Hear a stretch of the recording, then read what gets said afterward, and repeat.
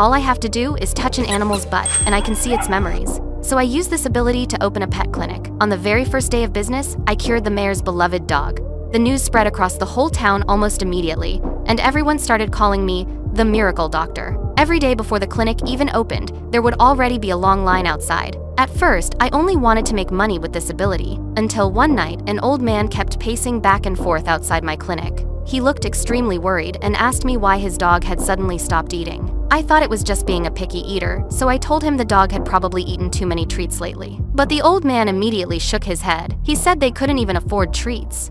That was when I realized something was wrong. So I asked him to bring the dog inside for an examination. The old man hesitated for a moment. He lowered his head and glanced at his pocket, as if he was worried about the medical bill. I immediately told him that the clinic was offering free checkups that day. The moment he heard that, he finally let out a sigh of relief and quickly led the dog into the clinic. The old man told me the dog used to love going out for walks, but over the past few days, it had been lying in the corner the entire time. No matter how much he called for it, it refused to move. Then I gently placed my hand on the dog's butt.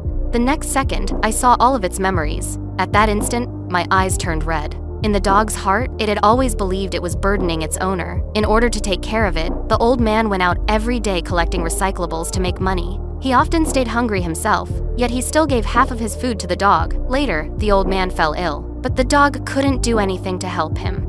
It could only lie beside the bed and helplessly watch its owner grow weaker and weaker. From that day on, the dog started believing it had become a burden. It even began to think that if it died, its owner's life would become easier. That was why it deliberately stopped eating. After hearing all of this, the old man trembled as he slowly crouched down. He hugged his dog tightly, his voice already choking with emotion. "If I didn't have you, I wouldn't have made it this far. You're not a burden. You're the reason I keep living."